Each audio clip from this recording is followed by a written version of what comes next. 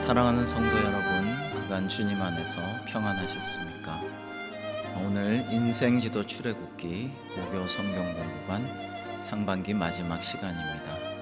어느덧 14주가 되었는데요. 오늘 유종의 미를 잘 거두고 그리고 이어서 잠시 쉬었다가 레위기와 여호수아를 계속해서 연중 강의하려고 지금 준비 중에 있습니다.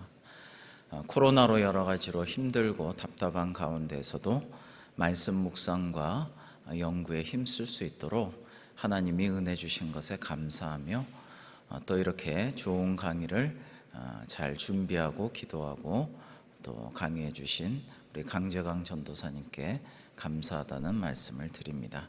이 시간의 마지막 시간, 유종의 미를 잘 거두는 귀한 시간이 되기를 바라면서 우리 함께 기도하시겠습니다.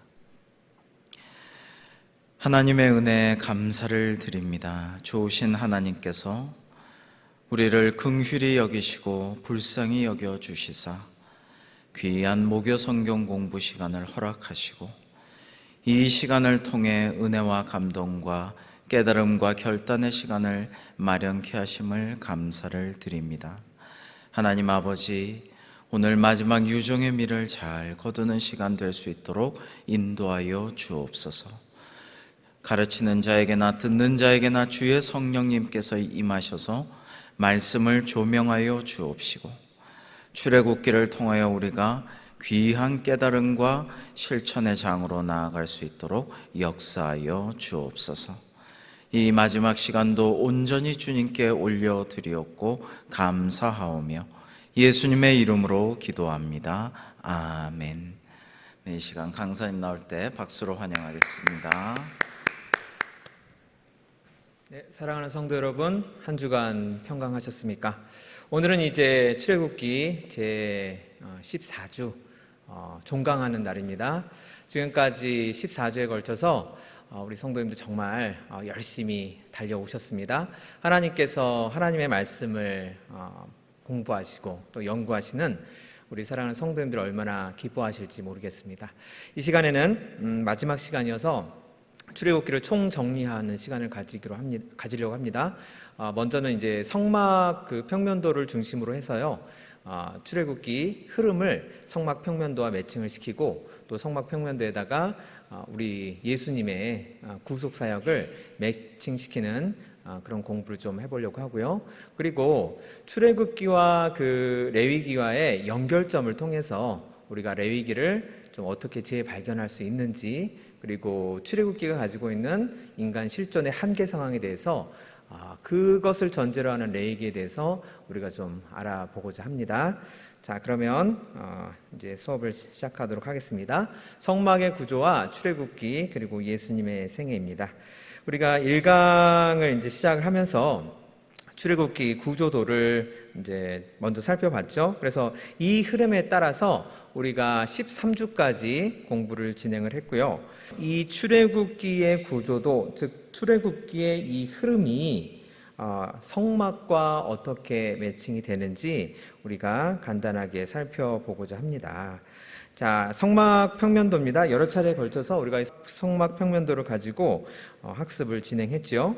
출애굽기 1에서 11장은요 어디에 해당될까요? 자, 성막 밖에는 구원이 없는 상황을 말씀하고 있었습니다. 그래서 출애굽기 1에서 11장에 해당되는 부분이 아직 하나님께로부터 구원을 받지 못하는 이스라엘 백성, 그리고 우리의 어떤 실존적인 상황들을 말씀하고 있다고 볼 수가 있겠죠.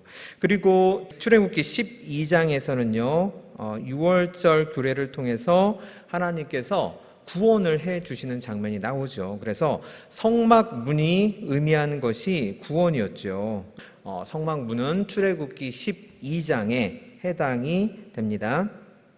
그리고 이 출애굽기 12장을 지나서요, 그 성막문을 지나서 번제단으로 가지요. 번제단은 죄사함이었죠.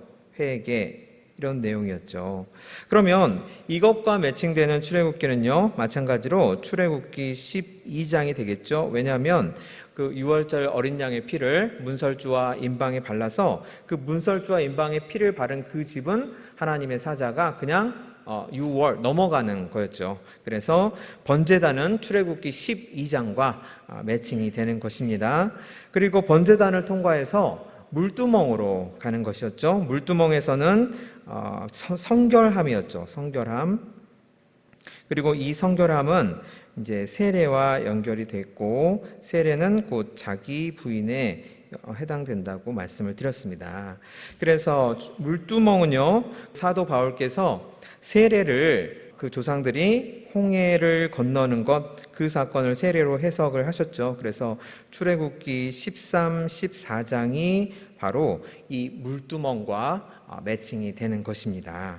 그런데요, 홍해를 건너서 막 으쌰으쌰 했죠, 이스라엘 백성들이. 그런데 3일 동안 광야로 행진하면서 물을 하나도 발견하지를 못하니까 막 하나님을 원망을 했죠. 그래서 물을 발견했는데 이제 마라의 그 쓴물이어서 하나님께 막 대들고, 모세한테 대들고 원망하고 불평하고 그랬죠. 그래서 온전히 하나님을 신뢰하지 못해서 자기 부인이 아직도 안 되는 상태였기 때문에 하나님께서 성소로 바로 인도하시지 않고, 이 백성들을 나머지 38년 동안 계속 광야에서 헤매고 또 헤매게끔 그렇게 헤매면서 예배 훈련을 계속 시키셨죠. 자기 부인 훈련을 시키셨죠. 이것이 이 광야에서의 체험이 이제 그 출애굽기 15에서 18장에 해당되는 것입니다.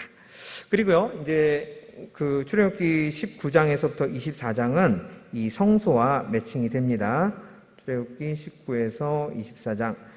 출애굽기 19에서 24장에서는 하나님께서 자기 계시를 해주시고요, 하나님께서 여러 가지 십계명으로 대표되는 여러 가지 율법을 주시고, 그 율법들이 의미하는 것이 이제 떡상과 등대와 분향단의 여러 가지 의미들을 우리들에게 주시는 거였죠. 그래서 성소는 출애굽기 19에서 24장에 해당되고, 그리고 이제 성소를 넘어서 지성소로 들어가지요. 이 지성소에 해당되는 부분이 이제 출애굽기 마지막 전부에 해당되는 출애굽기 25에서 40장에 해당됩니다. 결국에는 하나님께서 여러 가지 금송아지 사건도 있고 그런 우여곡절 끝에 하나님께서 성막을 완공시키게끔 하시고, 또 그 성막에 하나님의 영광이 강림을 하시죠. 그러면서 이제 출애굽기가 장엄하게 끝나죠. 그래서요, 지금 성막과 출애굽기의 흐름이 딱딱 이렇게 맞게끔 매칭이 되는 것입니다. 그러면요, 우리가 이 출애굽기를 매칭하는 거에서 한 발 더 나아가서, 이건 지금 구약이잖아요. 그러면 신약에 나오는 예수님의 구속 사역과 이 성막과는 무슨 관계일까? 또 예수님의 사역과 또 출애굽기의 흐름과는 무슨 관계일까? 이것까지 좀 살펴볼 필요가 있습니다. 그래야지 구약과 신약이 정확하게 톱니가 맞물리듯이 매칭이 되는 거니까요. 그 예수님의 구속사역은 제가 파란색으로 쓰겠습니다. 그 성막 문은 구원을 의미한다고 말씀드렸죠. 그러면 예수님께서 요한복음에 에고에임이라고 해가지고 나는 뭐뭇이다 라고 7가지로 말씀하시는 내용들이 나옵니다. 그 중에서요, 요한복음 그 10장 7에서 9절을 보시면요, 나는 양의 문이다 라고 예수님께서 선언을 하십니다. 나는 양의 문. 방송을 보시는 분들께서는요, 이렇게 보시면서 쓰셔도 되고요, 아니면 제가 나중에 깔끔하게 정리해서 교회 홈페이지에 올려드릴 테니까 그것을 나중에 참고하셔도 됩니다. 그래서 성막 문은 구원을 상징하니까 예수님께서 나는 양의 문이다, 그리고 나로 말미암아 구원을 받을 수가 있다, 또 들어가고 나가면서 꼴을 얻을 것이다, 이렇게 말씀하십니다. 그래서 성막문은 예수님께서 말씀하시는 양의 문에 해당된다고 우리가 볼 수가 있겠습니다. 그리고요, 번제단은요, 예수님께서 이제 화목 제물로 번제단에서 희생이 되신 거죠. 그래서 신약 성경에 굉장히 많은 구절이 이 예수님의 화목 제물로서의 사역을 증거를 하고 있습니다. 좀 간단한 걸로 제가 선택을 했는데요. 에베소서 1장 7절에 보면 어떤 말씀이 있냐면, 우리는 그리스도 안에서 그의 은혜의 풍성함을 따라 그의 피로 말미암아 속량함 곧 죄사함을 받았다고 말씀을 하십니다. 그의 피, 예수님의 피로 말미암아서 우리가 속량을 받았는데 이것이 곧 죄 사함이다. 이렇게 해서 예수님께서 화목 제물로서 사역하시는 그 사역이 이제 에베소서 1장 7절에 잘 나와 있습니다. 그리고요, 물두멍은 아까 말씀드린 것처럼 이제 세례와 자기 부인에 해당되는 거죠. 마태복음 16장 24절에 보면요, 예수님께서 이렇게 말씀하시죠. 누구든지 나를 따르려거든 자기를 부인하고 자기 십자가를 지고 나를 따라와라, 이렇게 말씀하시죠. 그리고요, 요한복음 14장 6절에 보면요, 예수님께서 또 어떻게 말씀하시냐면요, 나는 길이요 진리요 생명이다 라고 말씀을 하십니다. 물두멍은요, 성결함이 없이는 하나님을 볼 수가 없다는 것입니다. 그래서 우리가 자기 부인이 되지 않고는 주님의 길을 따라갈 수가 없다는 것이죠. 진리로, 즉 하나님으로 안내하는 길이 되시는 예수님의 길을 따라갈 수가 없다는 것입니다. 그래서 나는 길이요 진리요 생명이라고 말씀하신 이 말씀이 성막에서 물두멍과 매칭이 된다고 말씀드릴 수가 있겠습니다.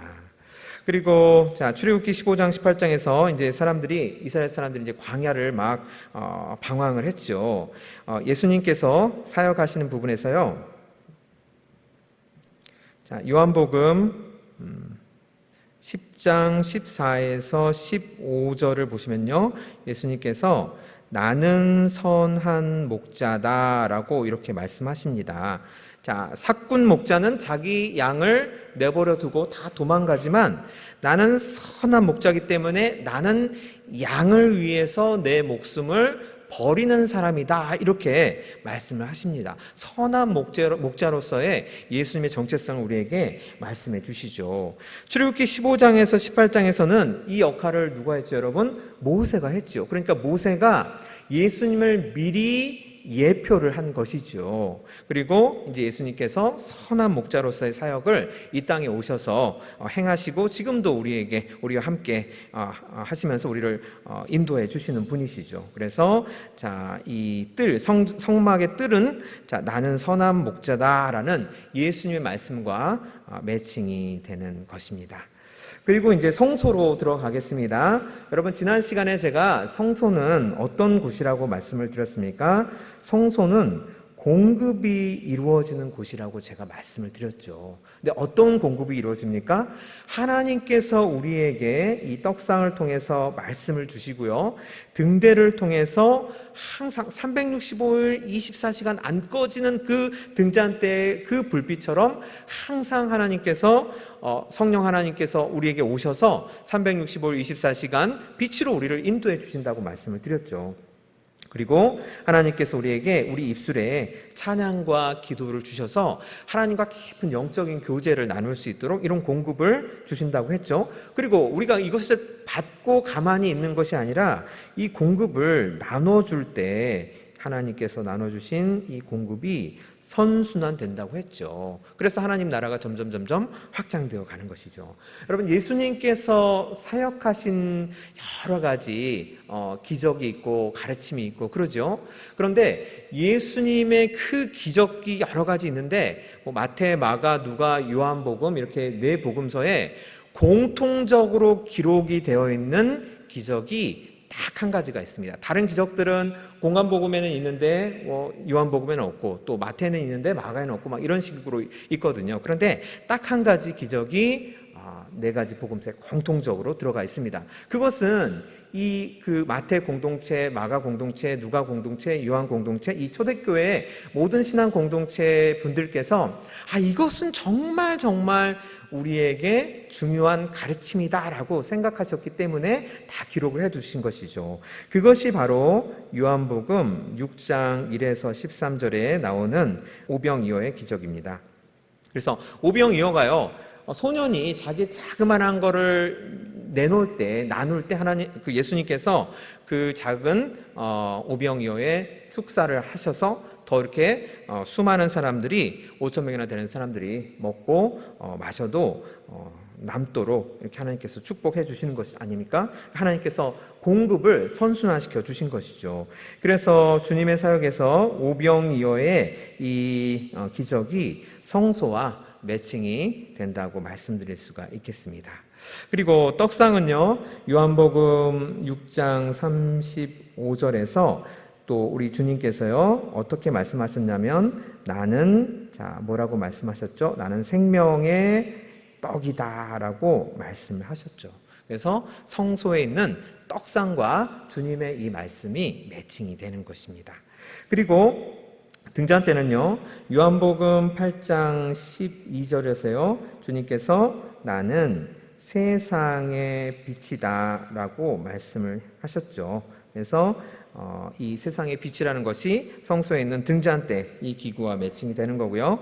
그리고 분향단은요, 요한복음 15장 5절에 보시면요, 나는 참 포도나무이다 라고 말씀을 하십니다. 나는 참 포도나무이다. 나는 참 포도나무고 너희는 가지여서 그가 내 안에 내가 그 안에 거하면 사람이 열매를 많이 맺을 수 있다고 말씀하시죠.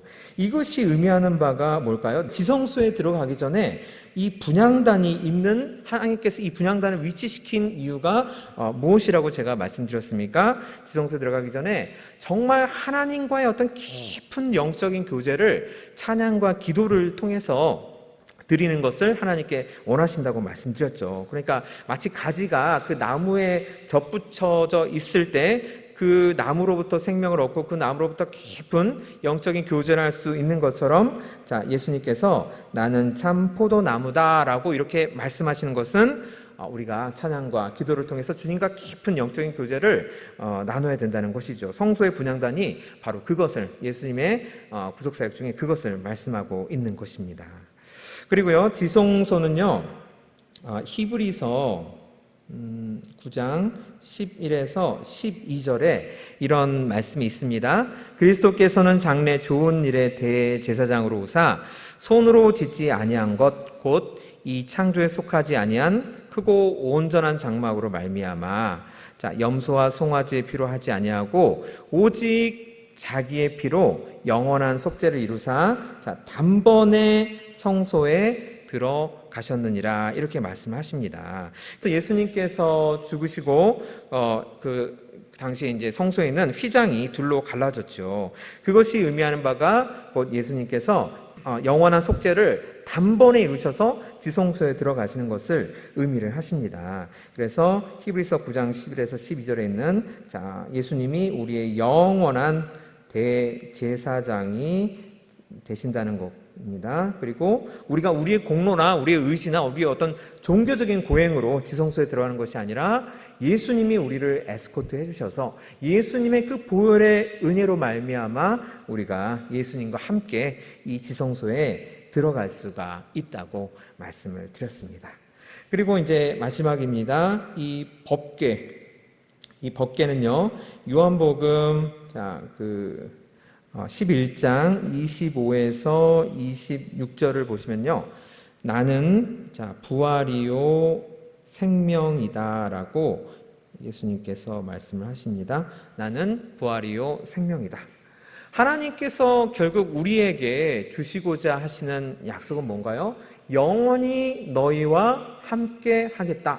그러니까 우리에게 영생을 주셔서 영원히 우리가 하나님과 같이 있는 즐거움을 누리는 것이죠. 그래서요, 주님께서 죽음의 권세를 이기시고 부활하심으로 말미암아 우리도 사망의 권세를 끊고 죽음의 권세를 이길 수 있고 하나님과 함께 영원한 생명을 누릴 수 있다는 것입니다.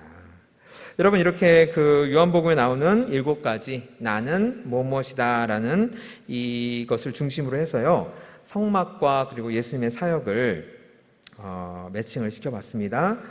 이 성막 자체는 그러면 뭘까요, 여러분? 이 성막 자체는 결국 예수님의 성육신이 되는 거죠. 요한복음 1장 14절에 보면은 말씀이 육신이 되어 우리 가운데 거하심에라고 되어 있습니다. 말씀이 육신이 되는 것, 즉 이 성막이요, 예수님의 성육신을 모형과 그림자로 지금 설명을 하고 있는 거죠. 그래서 히브리서 8장 5절에 보면요, 이 성막을 모형과 그림자라고 말씀을 하십니다. 구약시대 이 성막은 앞으로 오실 예수님의 그 구속사역을 나타내는 어떤 모형이고 예수님의 그림자에 불과했죠. 하지만 신약시대에는 이제 예수님께서 이 성막으로 이 땅에 나타났던 그 예수님의 어떤 구속사역이 이제 말씀이 육신이 되어서 우리 가운데 거하시게 된 거죠. 그렇게 해서 성막 구조와 예수님의 구속사역을 매칭을 시켰습니다. 이거를 제가 깔끔하게 정리를 해서요, 우리 교회 홈페이지에 제가 다시 올려드릴 테니까요, 자주 보시면서 성막의 이 구조와 출애굽기의 흐름, 그리고 예수님의 구속사역을 잘 살펴보시고 묵상하시기를 바랍니다. 자, 그리고 이제 두 번째 주제에 대해서 좀 살펴보겠습니다. 출애굽기와 레위기의 연결점에 대해서 좀 살펴보겠습니다. 이 출애굽기와 레위기의 연결점을 통해서요, 우리가 레위기를 좀 재발견할 수 있을 것 같아서 제가 우리 성도 여러분께 소개를 시켜드리겠습니다. 자, 하나님께서 이스라엘 백성들에게 영광을 나타내 주시는 출애굽기 본문들을 제가 쭉 정리를 해봤습니다. 이거보다 더 많은데요, 이제 주요한 본문들만 제가 좀 정리를 해봤습니다. 같이 좀 살펴보시면요, 주로 이제 하나님께서요, 낮에는 구름 기둥, 그리고 밤에는 불 기둥으로 많이 하나님의 영광을 이스라엘 백성들에게 보여주셨습니다. 또 하나님의 영광이요, 구름 속에 있는 경우도 굉장히 많이 나타났어요. 하나님의 영광이 너무 강하니까 구름이라는 어떤 완충지대를 두신 거죠. 그리고 여호와께서 불 가운데로 임하시는 경우도 있고요, 이렇게 하나님의 영광이 불 가운데로 임하셔서 그 연기가 막 온기가 막 연기같이 떠오르고 산이 막 진동하고, 자, 이런 경우도 있고요. 그리고 여호와의 영광이 시내산에 한참 동안 또 머무르는 경우도 있었고요. 그리고 산 위에 여호와의 영광이 이스라엘 자손의 눈에 맹렬한 불같이 보였고, 제가 이렇게 본문을 쭉 정리하다 보니까 이 온 인류의 역사를 통틀어서요, 이 당시 이 출애굽한 이스라엘 백성들만큼 하나님의 영광을 정말 선명하게 두 눈으로 목격한 사람들은 인류 역사상 없을 것 같습니다. 하나님께서 왜 이렇게 여러 차례 계속 반복해서 이스라엘 백성들에게 하나님의 영광을 보여주시고 계실까요? 하나님께서 정말 원하시는 것은요, 이스라엘 백성들과 함께 하시고 싶어 하시기 때문입니다. 그러니까 함께 하시고자 하는 하나님, 함께 하시는 하나님, 이 하나님께서 내가 너희들과 함께 있다는 것을 여호와의 영광으로 계속 보여주고 계신 것이죠. 자, 그런데요, 출애굽기 24장 3절에 보면요, 이 모든 영광을 보고 이제 모세가 여호와의 모든 말씀과 그의 모든 율례를 백성들에게 전하고요, 그래서 이스라엘 백성들이요, 이에 대해서 응답을 합니다. 어떻게 응답을 하냐면, 여호와께서 말씀하신 모든 것을 우리가 다 준행하겠습니다 라고 이렇게 응답을 합니다. 그래서 언약식을 체결을 하죠. 출애굽기 그 24장에서요. 그런데 이 언약식을 체결하고 40일이 되기도 전에 이 이스라엘 백성들이 어떻게 얘기를 했죠? 일어나라, 우리를 위하여 우리를 인도할 신을 만들라라고 아론에게 그렇게 얘기를 했죠. 여러분, 곰곰이 생각해 보면 이 사람들 도대체 왜 이랬을까? 왜 이런 짓을 했을까? 의문이 안 들래야 안 들 수가 없습니다. 아까 제가 보여드린 것처럼 하나님의 영광을 수차례 이 사람들이 목격을 했지요. 그리고 거대하게요, 아주 그리고 진지하게 하나님과 언약식을 체결을 했습니다. 그런데 어떻게 이렇게 40일이 되기도 전에 우리를 위하여 우리를 인도할 신 우상을 만들라, 이렇게 얘기를 했을까요? 도대체 왜 이 사람들은 이런 어떻게 보면 참 어이없는 행동, 어처구니 없는 행동을 왜 했을까요? 이 질문에 대한 답을 찾기 위해서는요, 금송아지 사건에 대해서 하나님께서 어떻게 이 사건의 본질은 무엇이다 라고 하나님께서 말씀하신 부분을 우리가 살펴봐야 할 것 같습니다. 출애굽기 32장 9절을 보시면요, 하나님께서 이 사건에 대해서 딱 한마디로 정리를 하십니다. 내가 이 백성을 보니 목이 뻣뻣한 백성이로다, 이렇게 말씀하십니다. 여러분, 제가 지금 여기 소 2마리가 있고 이 소 2마리가 쓰고 있는 요것이 이제 멍에지요. 이 그림을 제가 여기 실었습니다. 여러분, 이 멍에라는 것은요, 성경에서 주로 어떤 것을 의미를 하냐면요, 율법의 가르침을 의미합니다. 또 다른 의미로는 이제 갈라디아서 5장 1절 같은 경우는 이제 종의 멍에, 그러니까 어떤 속박 자유를 잃어버린 것, 남의 어떤 종으로만 살아가는 것, 그런 속박의 의미에서의 멍에로도 쓰이는데 이제 율법의 가르침으로 많이 쓰입니다. 그러니까요, 지금 하나님께서 말씀하시는 것은요, 율법을 가르침에도 불구하고 이 사람들은 목이 너무나도 뻣뻣해서 배운 대로 도대체 행하지를 않는다는 거죠. 순종하지를 않는다는 거죠. 여러분, 주인이 소에다가 멍에를 씌울 때요, 소가 이렇게 고개를 수그리고 얌전히 있어야지 주인이 멍에를 쉽게 씌우죠. 근데 소가 막 고개를 뻣뻣이 들고 막 이렇게 막 목을 좌우로 들고 그러면 멍에를 씌우기가 쉽지가 않죠. 똑같은 경우입니다. 하나님께서 율법을 가르치시고 그 율법으로 말미암아서 이 백성들을 인도하려고 하시고 또 이렇게 가르치시려고 하시는데, 이 백성들이, 이스라엘 백성들이요, 목이 뻣뻣해서 이 율법의 가르침에 순종을 하지 않는 것입니다. 그래서 하나님께서 한탄을 하시는 거죠. 내가 지금 출애굽한 이후로 홍해의 기적도 보여줬고 광야에서 그렇게 나를 원망불평할 때 내가 다 하나하나 해결해줬고, 그리고 지금까지 수많은 영광들을 너희들의 두 눈에 똑똑히 내가 보여줬음에도 불구하고 여전히 목이 뻣뻣해서 나의 율법의 멍에를 매려고 하지 않는구나, 내가 가르친 대로 너희들 행하지 않는 백성이구나, 이렇게 한탄을 하시는 것입니다. 그럼 우리가 또 질문이 들죠. 여러분, 왜 이스라엘 백성들은요 하나님께 순종을 하지 않았을까요? 그냥 하나님이 가르치신 대로 순종을 하면 되는데 왜 이스라엘 백성들이 이렇게 목이 뻣뻣해서 하나님의 말씀에 순종하지 않았을까요? 자, 지금 여기 보시면요, 율법과 죄악된 인간성 사이에는 화해할 수 없는 본질적인 간격이 있다고 이렇게 제가 적었습니다. 여러분, 율법은요 하나님의 거룩함이 드러나 있는 거죠. 그런데 이 죄악된 인간성이 있기 때문에 이 거룩함과 충돌을 하는 것이죠. 그래서 거룩한 율법과 인간이 맞부딪힐 때 어쩔 수 없이요, 우리의 죄악된 본성이 아주 적나라하게 드러나는 것이죠.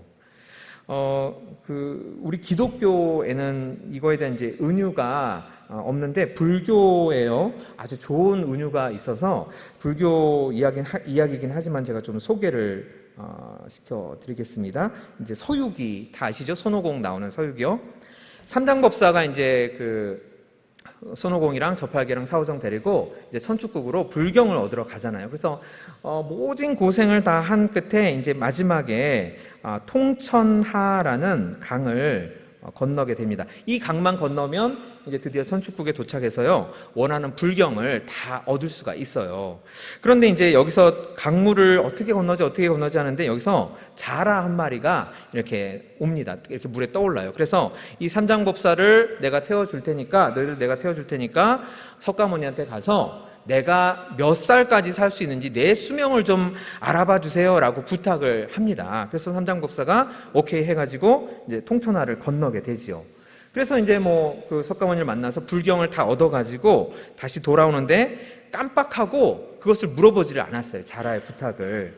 근데 다시 돌아오는데 이제 자라가 또 이제 오는 거죠, 떠오르는 거죠. 그래서 다시 태우고 건너는데, 저번에 제가 부탁드렸던 거 기억하세요? 그 석가모니한테 물어봤어요. 그런데 삼장법사가 아이고 제가 깜빡했습니다. 정말 죄송합니다. 그러는데 자라가 화가 나가지고 그냥 다시 물속으로 꼬르르 들어가 버립니다. 그럴 때 이제 삼장법사가 천축국에서 받아온 불경들도 다 물속으로 빠지죠. 그래서 막 손오공이랑 저팔계랑 사오정이 아이고 이거 큰일 났다 하면서 불경들을 막 건져내가지고 이 물 밖으로 간신히 빠져나옵니다. 그리고 이제 바위가 이렇게 있었다고 해요. 그래서 이 바위에다가 이제 그게 종이니까 붙잖아요. 그래서 한 장 한 장 떼어가지고 여기다가 이제 다 말렸다고 해요. 그런데 다른 불경들은 이제 거의 다 이렇게 온전하게 다 말랐는데 그 불본 행경이라는 그 불경의 몇 장이 바위에 이렇게 눌러 붙어가지고 그 부분은 끝내 온전한 형태로 저기 중국에 가지고 돌아가지를 못했다고 합니다. 그래서요, 이 은유가 우리한테 얘기해 주는 게요, 불경 자체는 이것은 온전함이라는 거죠. 온전한 진리라는 거죠. 그리고 이 바위 있잖아요. 그러니까 자연이죠, 자연. 이 자연은 불완전한 세계라는 것입니다. 그래서 불경같이 온전하고 거룩한 것이 불완전한 세계에 만났을 때 어쩔 수 없이 마찰이 생긴다는 거죠. 불완전하게 될 수밖에 없다는 것입니다. 그래서 지금 금송아지 사건도요, 우리가 이 불경의 은유를 통해서 이해해 볼 수 있을 것 같습니다. 하나님의 거룩한 율법이 죄악된 인간들과 만났을 때, 그때 도저히 화해할 수 없는 어떤 본질적인 간격이 생긴다는 거죠. 도저히 줄어들 수 없는 그런 거리가 생긴다는 거죠. 우리가 죄를 지을 때 그 죄로 인한 결과는요, 여러분, 하나님과의 분리입니다. 하나님과의 분리. 이 분리가 곧 간격을 의미를 하는 것이죠. 그래서 이스라엘 백성들이 왜 금송아지를 만들어서 우상을 숭배했는지, 우리를 위하여 우리를 인도할 신을 굳이 만들려고 하는지, 그것은 바로 하나님의 거룩한 율법과 죄악된 우리의 인간성 사이에는 도저히 화해할 수 없는 어떤 본질적인 간격이 있기 때문이라고 말씀드릴 수가 있겠습니다. 그래서 이 금송아지 우상을 만든 이 사건의 결과로요, 어떤 일이 생기냐면요, 출애굽기 33장에 나오는 말씀인데요, 하나님께서 이제 모세에게 이렇게 말씀하십니다. 너는 내가 애굽 땅에서 인도하여 낸 백성과 함께 여기를 떠나서 그 땅으로 올라가라. 여러분, 이 내가라는 표현을 주의해서 살펴보시기 바랍니다. 모세죠. 그러니까 모세가 애굽 땅에서 인도하여 낸 백성이라고 지금 하나님께서 말씀하십니다. 여러분, 이게 굉장히 아주 심각한 표현이죠. 지금 하나님께서 이스라엘 백성들을 이집트로부터 데리고 나오신 거죠. 그런데 지금 하나님께서 모세, 너가 애굽 땅에서 인도했다라고 이렇게 말씀하시는 거죠. 모세가 이집트에서 이스라엘 백성들을 데리고 가나안 땅으로 들어가면요, 그것은 그냥 정복 전쟁에 불과할 뿐이죠. 그런데 하나님께서 이스라엘 백성들을 데리고 애굽 땅에서 나오시면 그것은 하나님의 구속사가 되는 거죠. 근동 지방에, 옛날 중동 지방에 그냥 이름 없는 어떤 그런 지도자 한 명, 모세라는 지도자 한 명이 이스라엘 백성들 데리고 이리저리 떠돌면서 정복 전쟁하는 것과 하나님께서 구속 사역을 이루어 가시는 것은 하늘과 땅 차이죠. 그래서요, 하나님께서 또 어떻게 말씀하시냐면 나는 너희와 함께 올라가지 아니하리니 라고 말씀하십니다. 너희와 함께 올라가지 않겠다라는 말씀이요, 가나안까지 내가 너희들과 같이 안 가겠다라고 말씀하시는 게 아니라, 지금까지는 이제 이스라엘의 진이 이렇게 있잖아요. 이동하는 진. 그러면 이 한가운데 하나님께서 함께 하시는 거죠. 이 진의 한가운데 성막이라는 곳을 통해서 하나님께서 이 진의 한가운데서 이스라엘 백성들과 같이 이동하겠다고 말씀하시는 건데, 이제는 거리를 두면서 가겠다고 말씀하시는 거죠. 같이 가기는 가는데 거리를 두면서 가겠다. 왜냐하면 너희는 목이 곧은 백성인즉 내가 길에서 너희를 진멸할까 염려함이니라. 하나님께서 이스라엘의 진해에 한가운데 계시면 하나님은 공의로우신 하나님이시기 때문에 금송아지 사건과 같이 이스라엘 백성들이 계속 하나님의 가르침을 어기고 하나님의 율법을 무시하고 하나님의 그 율법의 멍에를 매기를 싫어하면은 하나님께서는 하나님의 공의로 이 사람들을 심판할 수밖에 없는 거죠. 그러니까 어떻게 보면요, 하나님께서 이스라엘 백성들을 배려하셔서 내가 너희를 칠지 모르니까, 너희를 심판할지 모르니까 차라리 거리를 일정하게 두고 가겠다고 지금 말씀하시는 것이죠. 그러니까 금송아지 사건이 안 일어났다면, 출애굽기 32장에 있는 금송아지 사건이 안 일어났다면요, 또 역사가 어떻게 바뀌었을지 모르겠습니다. 하나님께서 계속 이 이스라엘 진에서 이스라엘 백성들과 함께 가셨다는 거죠. 그래서 지난번에 말씀드린 것처럼 이렇게 성막이 있으면 모세가 바깥에 회막을 따로 짓고 이 회막에서만 이제 하나님과 만나고 하나님께 질문 드리고 하나님께 도움을 요청하고 이제 이런 식으로 진행이 된 것이죠. 그래서요, 이런 식으로 진행이 되다가 이제 성막이 완공이 됩니다. 그래서 출애굽기 이제 맨 마지막 부분에요, 40장 34에서 38절에 이런 말씀이 나옵니다. 성막이 완공돼서 구름이 회막에 덮이고 여호와의 영광이 성막에 충만하게 임했습니다. 다른 그 어느 때보다 지금까지 제가 아까 보여드린 하나님의 영광이 나타난 그 본문들에 나타난 하나님의 영광보다 더 충만한 하나님의 영광이 성막에 나타났을 때요, 여러분 이 표현이 아주 중요합니다. 모세가요 회막에 들어갈 수가 없었습니다. 지금까지 모세는요 하나님과 친구처럼 대화하는 사람입니다. 그리고 모세가요 온유한 사람이죠. 이 지구상에 있는 그 어떤 사람보다 온유한 사람이라고 성경에서 말씀하시죠. 이 온유라는 게요 그냥 어떤 부드러움, 다른 사람을 잘 배려하는 그런 것이 아니라요, 헬라어로 이게 이제 프라우스라고 하는데 길들여짐입니다. 길들여짐. 그러니까 하나님께, 이 세상에 있는 그 어떤 사람보다 하나님께 잘 길들여져 있는 사람이에요. 하나님께 잘 길들여져 있다는 것은요, 자기 자신을 하나님께 온전히 다 내어놓았다는 사람이죠. 완전히 하나님께 컨트롤 된다는 사람이에요. 그런데 그 모세마저도 하나님의 영광이 임하는 그 지성소에 들어갈 수가 없었다는 거예요. 이것이요 여러분 인간 실존의 한계 상황을 말하고 있는 것입니다. 인간 실존의 한계 상황.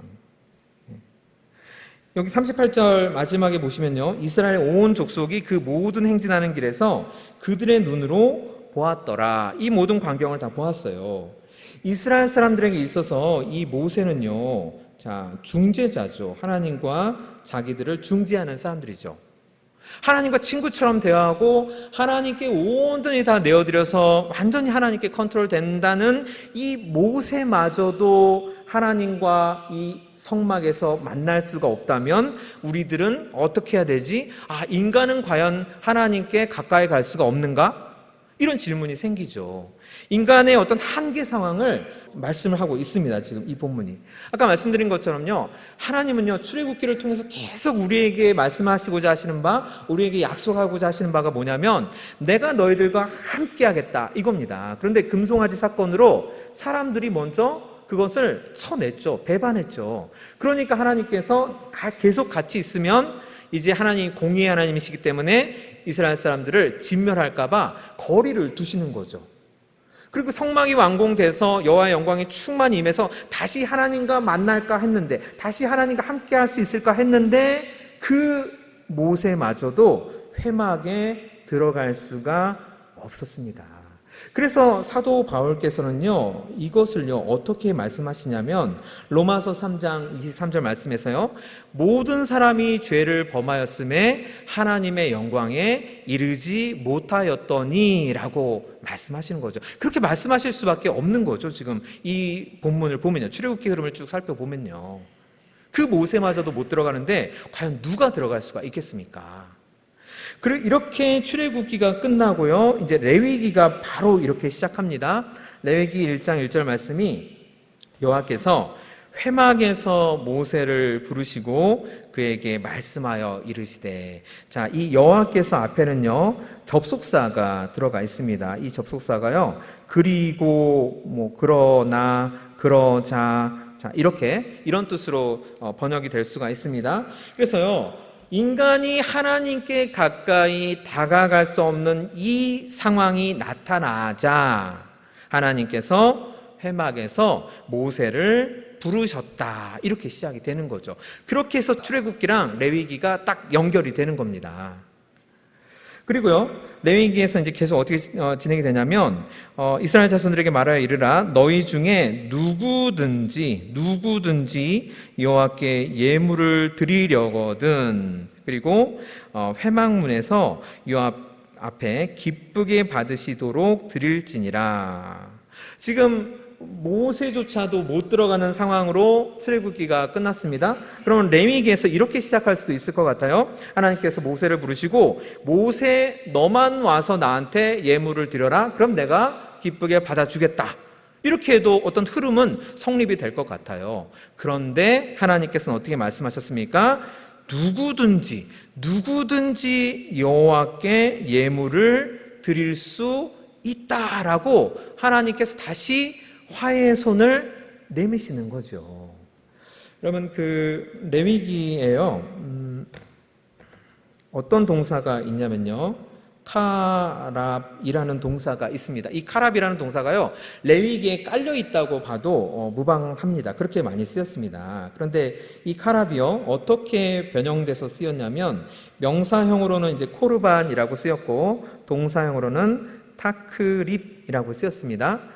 카랍 이 동사의 뜻은요, 가까이 나아가다입니다. 가까이 나아가다. 그리고 코르반은 예전에 제가 그 성막 건축할 때 터루마라고 말씀을 드렸죠. 터루마는 자, 집에 어떤 기쁜 손님이 갑자기 찾아올 때 벌쩍 일어나가지고 막 여러 가지 만들어가지고 그 손님한테 대접하는 거, 벌쩍 들어올려가지고 하나님께 예물 바치는 것, 그것을 토루마라고 말씀을 드렸습니다. 코르반은요, 토루마하고는 다릅니다. 코르반은 예물을 차근차근히 준비를 해서 하나님께 가까이 가지고 나아가는 것, 이것을 코르반이라고 하고요. 타크립은 자, 예물을 가지고 나아가다, 이런 뜻입니다. 그래서요, 레위기에요, 이 코르반과 타크립이라는 단어의 용례가 굉장히 많이 나오거든요. 이것이 우리에게 의미하는 바가 뭘까요? 자, 출애굽기의 끝이 어떤 하나님께 더 가까이 나아가지 못하는, 우리 인간의 죄악된 본성으로 인해서 하나님께 더욱더 가까이 나아가지 못하는 어떤 인간 실존의 한계로 딱 끝맺었다고 하면, 레위기는 하나님께서 다시 가까이 나와라. 그런데 나에게 나올 때는 예물을 가지고 가까이 나와라. 이렇게 말씀하시는 거죠. 그러니까 여러분, 레위기가요, 구약의 그 성경에 기록되어 있는 율법이요, 총 613가지예요. 그런데 레위기에 기록된 율법이요, 이 613가지 중에 247가지입니다. 그러니까 3분의 1이 좀 넘죠. 그래서 레위기를 보면요, 그 수많은 율법들 읽다가 막 지치죠. 막 지루하기도 하고요. 그런데 레위기의 정말 그 본래의 목적은 뭐냐면, 가까이 나갈 수 없는 하나님에게 우리가 가까이 나갈 수 있는 방법을 알려주는 책이 바로 레위기라고 말씀을 드릴 수가 있겠습니다. 여기서 우리가 출애굽기와 레위기의 연결점을 발견할 수 있고요, 레위기의 새로운 가치를 재발견할 수 있을 것 같습니다. 그래서 앞으로 레위기를 읽으실 때 출애굽기와 연결해서요, 가까이 나갈 수 없음에도 불구하고 하나님께서 다시 화해의 손을 내미셔서 우리가 하나님께 가까이 나갈 수 있는 방법들이 레위기에 이렇게 다 기록이 되어 있구나, 이런 생각을 가지시고 읽으시면 되겠습니다. 자, 그리고요, 여호와의 영광이 이제 성막에 임했습니다. 이 영광이 솔로몬의 성전에도 그대로 임하지요. 그리고 이제 여러 가지 이스라엘과 이제 유대 그 두 나라가 계속 배교하고 하나님을 배신하고 자기 멋대로 하나님께 예배드리고, 이런 식으로 이제 세월이 흐르죠. 그래서 에스겔서에 보면은 하나님의 영광이 이 성전에서 떠나죠. 그리고 다시 돌아올 것을 이제 에스겔 환상을 통해서 우리가 배울 수가 있죠. 그런데 그 이 유대인들의 딜레마가요, 뭐냐면, 유대인들의 딜레마가요, 성전을 떠난 하나님의 영광이 어떻게 다시 우리에게 돌아올 수 있을까? 어떻게 다시 우리와 함께 계실까? 이것이 계속 이 사람들의 딜레마였어요. 그래서 사도행전 7장에 보면 그 스데반 집사님께서 설교를 하시잖아요. 그 지금까지 지내온 그 모든 역사를 쭉 정리하면서 조상들이 무엇을 잘못했는지, 우리가 정말 하나님을 잘못 섬겨서 하나님의 영광이 우리를 떠나버렸다라고 얘기를 하니까 그 대목에서 발끈해가지고 스데반 집사님을 이제 죽이죠. 저는 그 부분을 읽으면서 이건 좀 너무 과잉 반응이 아닌가 그런 생각이 들었거든요. 그런데 이 출애굽기를 준비하면서 보니까요, 그럴 만도 한 것 같아요. 정말 스데반 집사님이 그 이스라엘 사람들의 아픈 부분을 전곡을 아주 정확하게 찌른 거죠. 이 사람들이 금송아지 사건을 일으키지 않았더라면, 하나님을 배신하지 않았더라면 역사는 어떻게 전혀 다르게 발전될 수 있겠죠. 그 이스라엘 사람들은 그토록 괴로운 고난을 당하지 않을 수도 있었겠죠. 포로로 끌려가지 않았을 수도 있겠죠. 그래서 유대인들의 딜레마가 어떻게 하나님의 영광을 우리가 다시 회복할 수가 있을까? 하나님의 영광이 어떻게 다시 우리와 함께 할 수 있을까? 우리의 벌어진 거리, 하나님의 영광의 성막이 임해도 우리가 거기를 들어가지 못하는데 어떻게 이걸 해결할 수 있을까? 이 부분이 유대인들의 딜레마였습니다. 그리고 마찬가지로 우리의 딜레마죠. 그런데 하나님께서 누구를 보내주셨습니까? 예수님을 보내주셨죠. 그래서 말씀이 육신이 되어 우리 가운데 거하심에 라고 되어 있습니다. 이 거하심의 원어가 여러분 장막을 치다예요. 그러니까 성막을 건축하는 거예요. 그 용어예요. 장막을 치다. 그러니까 예수님께서 우리 안에 오셔서 우리가 지금까지 배운 성막을 그대로 우리 안에 치셨다는 거예요. 그래서 우리가 그의 영광을 보니 아버지의 독생자의 영광이요 은혜와 진리가 충만하더라. 유대인의 딜레마, 우리의 딜레마가 예수님 한 분의 오심으로 인해서 아주 단번에 해결되는 거예요. 예수님이 이 땅에 오셨다는 것은 하나님의 영광이 바로 이 땅에 우리와 지금 함께 한다는 거죠. 그래서 저는 이게 이제 그냥 글씨니까 우리가 점잖게 말씀이 육신이 되어 우리 가운데 거하시며 이렇게 읽지만, 이 말씀을 기록한 이 사도 요한이랑 그리고 요한 공동체의 여러 성도님들은 정말 아주 팔짝팔짝 뛰면서 이렇게 고백을 했을 것 같습니다. 정말 우리의 고민이 다 해결됐다. 이제는 하나님의 영광이 우리와 함께 하시는구나. 우리가 다 용서받고 우리가 온전히 다 회복됐구나. 그래서 사도 바울께서요, 고린도 후서 4장 6절에서 이렇게 말씀하십니다. 예수 그리스도의 얼굴에 있는 하나님의 영광, 이렇게 말씀하시죠. 예수 그리스도의 얼굴에 있는 하나님의 영광을 아는 빛이 우리에게 비추셨다, 이렇게 말씀하시죠. 그러니까 예수 그리스도의 얼굴에서 하나님의 영광을 발견한 거예요, 이 제자들이요. 제가 지금 옆에 그림을 하나를 넣어드렸죠. 지금 카라바지오라는 화가가 그린 의심하는 도마, 아마 많이들 보셨을 거예요. 이 그림이요, 또 우리에게 또 다른 고민을 안겨주고 있습니다. 이 사람이 이제 도마고요, 다른 두 제자가 있습니다. 그런데요, 시선을 잘 보시기 바랍니다. 이 제자들의 시선을 잘 보시면요, 이 제자는 분명히 이 시선이 예수님의 상처 쪽을 향하고 있습니다. 그리고 이 제자도요, 분명히 시선이 예수님의 상처 쪽으로 향하고 있습니다. 그리고 예수님도 시선이 이 상처 쪽으로 향하고 있어요. 도마의 손과 그리고 자신의 상처를 보고 계세요. 그런데 이게 그림으로 잘 보이실까 모르겠는데 이 도마의 시선을 보면요, 약간 빗나가 있습니다. 가까이서 보시면요, 약간 빗나가 있어요. 그러니까 우리 그 시각 장애인이요, 뭔가 이렇게 더듬을 때요, 이렇게 초점을 맞추지 못하는 경우가 있잖아요. 그런 것처럼 시선이 약간 이 상처를 못 보고 약간 비스듬해 있습니다. 그러니까 손가락으로 지금 예수님의 상처를 이렇게 넣어보려고 하는데 이게 초점이 안 맞으니까 이게 이렇게 못 들어가는 거죠. 그럴 때 예수님이 도마의 손을 덥석 잡으셔가지고 자신의 상처에 넣게 지금 하시는 장면이죠. 여러분, 카라바지오라는 이 화가가 이 그림을 통해서 우리에게 전하고자 하는 바는 뭘까요? 지금 고린도후서 4장 6절 말씀 보면요, 이 예수님의 얼굴에 하나님의 영광이 분명히 나타나 있습니다. 그럼에도 불구하고 마치 우리가 눈뜬 장님처럼 그것을 알아보지 못한다는 거죠. 여전히 우리는 이 그림의 제목처럼 의심하는 도마처럼 여전히 우리가 하나님의 영광이 예수님의 안에 있음에도 불구하고 그것을 알아차리지 못하고, 하나님의 영광이 정말 우리와 함께하나? 하나님 우리랑 계속 거리를 두시며 계셨는데 정말 우리와 함께 하신다고? 이렇게 의심하는 상황을 카라바지오가 이 그림을 통해서 얘기를 하는 거죠.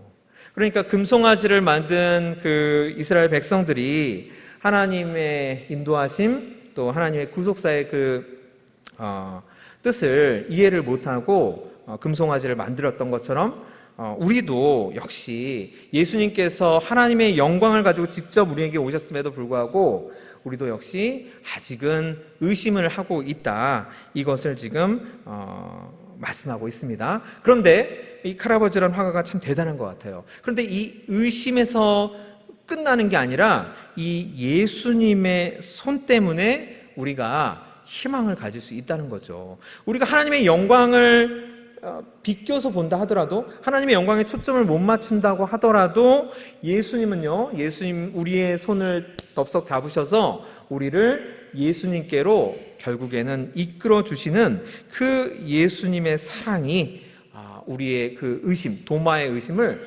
넉넉하게 품고 또 남음이 있다는 것을 이 그림이 얘기해주고 있는 거죠. 결국에 이 그림의 결론은 그거죠. 우리의 소망도 마찬가지입니다, 여러분.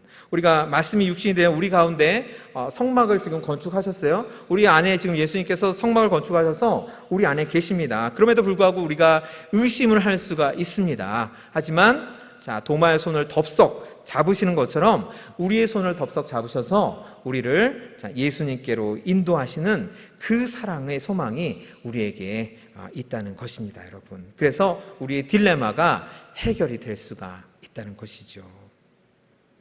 자, 여러분, 이상으로 출애굽기의 모든 내용은 다 마쳤습니다. 이제 마지막으로 마무리를 하려고 합니다.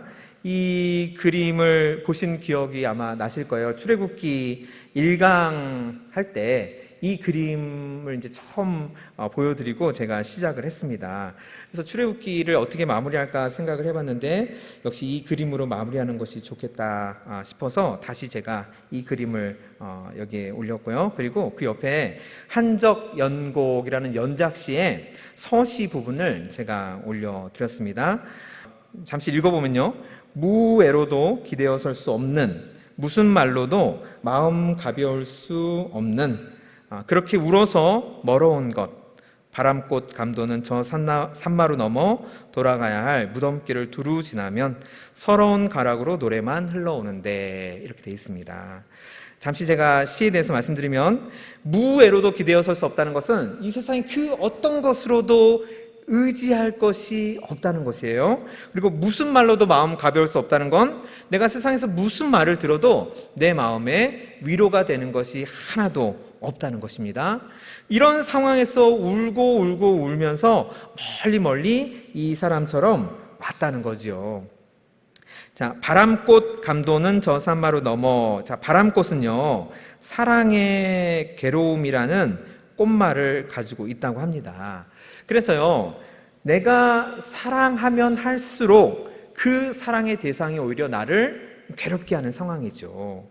이 괴로움을 가지고 이런 산마루들을 막 넘어서 돌아갈 무덤길, 그러니까 산마루는 고난을 얘기하고요. 무덤길은 정말 사망의 음침한 골짜기죠. 이것을 한 번 지나는 게 아니라요, 계속 이런 고난과 사선을 넘나드는 이런 죽음의 얘기를 여러 번 거치다 보면은 결국에 내가 이 산 꼭대기에 올라와서 듣는 것은 아주 서러운 노래뿐이다. 이렇게 지금 시인이 얘기를 하고 있습니다. 우리가 얼핏 읽어서는요, 이 시가 인생 무상, 인생은 정말 허무하다, 이것을 얘기하는 것 같습니다만 우리가 시인에 대해서 좀 살펴볼 필요가 있습니다. 사실은 전혀 다른 의미의 시입니다. 이 윤혜승이라는 분은요, 대구 삼덕교회 이제 장로님이셨어요. 그래서 우리나라의 1950년대, 60년대에 기독교 문학 1세대라고 해야 될까요? 기독교 현대문학 1세대. 그래서 기독교 시인들을 모아서 기독교 시도 많이 짓고 이제 그 문예지도 이렇게 발간하시고 그런 분이셨어요. 그래서요, 이분이 장로님이시고 기독교적인 관점으로 시를 많이 지으셨기 때문에요, 우리가 이 시를 기독교적인 관점으로 다시 읽어볼 필요가 있을 것 같습니다. 그러면요, 이렇게 우리가 무엇으로도 의지할 수 없고 무슨 말로도 위로를 받을 수 없어서 그렇게 막 울음이 나올 때, 자, 눈물이 날 때, 이럴 때가 있죠. 그리고 정말 내가 주님을 사랑함에도 불구하고 주님께서는 여전히 나의 그 마음을 모르시고, 내가 정말 산마루 넘어서 이런 사망의 음침한 골짜기를 계속 지나고 정말 내가 죽기까지 힘든 살수만까지 끊어지는 그런 상황을 여러 번 겪고도, 그러니까 뭐 우리가 흔히 하는 말로는 산전수전 공중전까지 다 겪고도 주님은 왜 내가 주님을 사랑하는 마음을 아직도 몰라주실까 하고 서러운 노래만 흘러나온다, 이렇게 지금 적고 있습니다, 시인이. 그런데요, 기독교가요, 역설의 종교라고 말할 수가 있는 거죠. 팔복에서 보면 슬퍼할 때 위로를 받고, 그리고 의에 줄이고 목마를 때 오히려 배부른다고 말씀하시죠. 그리고 십자가가 있어야지 면류관이 있고, 또 고난이 깊어야지 은혜가 깊죠. 이것이 다 어떤 기독교만의 어떤 고유한 역설적인 표현이죠. 그래서 이 시도 마찬가지로요, 이렇게 내가 주님을 사랑하는 마음으로 울 때, 그런 서러운 노래가 들리기까지 울 때, 바로 그때 우리의 신앙이 순수해진다는 것입니다. 우리의 신앙이 그때 정말로 우리가 돌아가야 될 아주 성숙한 신앙으로 자리매김을 할 수가 있다는 것이고, 바로 그때 하나님께서 우리를 만나주신다는 신앙 고백의 시입니다. 여러분, 제가 처음에는 어떤 세상적인 관점에서, 그냥 문학적인 관점에서 시를 해설해 드렸고요, 두 번째는 기독교적인 관점에서 시를 해설해 드렸습니다. 두 가지 관점으로, 어디 관점으로 보던 간에요, 우리가 결국에는 이런 자리에 서 있게 되죠. 뼈 빠지게 노력해서 남을 다 제치고 산 정상에 올라와 봤더니 안개가 자욱해서 어디로 가야 할지 모르는 그런 한계 상황에 우리가 봉착하게 됩니다. 아까 성막으로 표현하자면 하나님의 영광이 임했는데 우리가 더 이상 가까이 나갈 수 없는 어떤 인간 실존의 한계 상황에 도달하죠. 그럴 때 이 산마루 넘고 넘어가는 이 과정에 대해서 신앙인이 아닌 사람은 어떻게 하죠? 그냥 서러운 노래만 부를 뿐이죠. 아유, 저기를 내가 또 어떻게 가나? 이렇게 신세한탄할 뿐이죠. 서러운 노래만 부를 뿐입니다. 하지만 우리는요, 지금 출애굽기를 배웠지요. 출애굽기를 배워서 우리는 이 산마루 넘어서 자, 저 어딘가에 무엇이 있다는 것을 우리는 배우게 되었습니까? 자, 지성소가 있다는 것을 배우게 되었죠. 이 넘어서 어딘가에는 지성소가 있고, 하나님께서 우리를 이 산마루 넘고 그 다음에 무덤길을 두루두루 지나면서 우리를 인도하시고 우리를 데려가셔서 이 지성소에 마침내는 우리와 함께 영원히 거하시게 하실 것이라는 것을 우리가 배운 것이죠. 여러분, 우리가 14주 동안에 출애굽기를 배운 결론이 바로 이것입니다. 인간으로서 가지고 있는 이 인간 실존의 한계 상황에서 우리 크리스천들은요, 이 산마루 너머에 있는 저 어딘가에 있는 지성소가 보인다는 거예요. 지금 당장에 우리 눈에는 보이지 않고 우리 손에 잡히지 않을 것 같지만 하나님께서 출애굽기를 통해서 우리에게 분명히 보여주셨거든요. 이스라엘 백성들도 이 산마루를 넘고 이 무덤길을 두루두루 지나서 마침내는 가나안 땅으로 들어간 것처럼요. 그래서 우리 사랑하는 성도 여러분, 14주 동안의 이 출애굽기 공부를 통해서 인생의 한계 상황에 봉착하더라도 내가 지금 어디에 있고 내가 지금 어디로 가야 될까? 이렇게 한계 상황에 봉착했을 때 우리에게는 하나님께서 우리를 반드시 데려가고자 하시는 지성소가 있다는 점, 이것을 꼭 기억해 주시기를 주님의 이름으로 권면드립니다. 자, 이것으로 인생지도 출애굽기 14주 동안에 어떻게 보면 대장정이라고도 할 수 있을 것 같습니다. 14주 동안의 모든 수업을 마치도록 하겠습니다. 우리 마지막으로 또 하나님께 오늘 배우신 내용 생각하면서 기도드리고 제가 마침 기도드리겠습니다.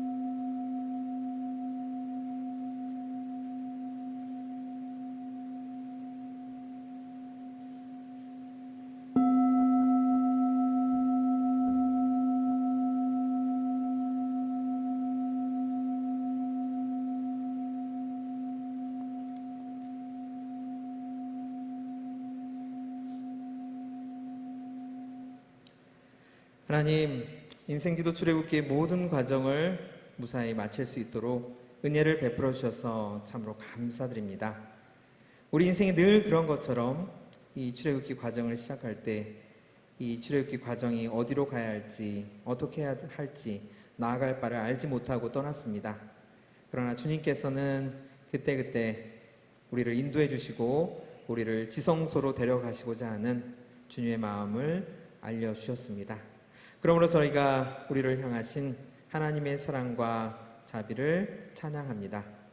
주님, 우리가 이 출애굽기를 공부하는 14주의 기간 동안 우리 삶에서 때로는 서러운 노래가 들려왔다 할지라도 이제 우리에게는 더 이상 서러운 노래가 아닌 지성소로 나아가며 부르는 기쁨의 찬양임을 믿음으로 선포합니다.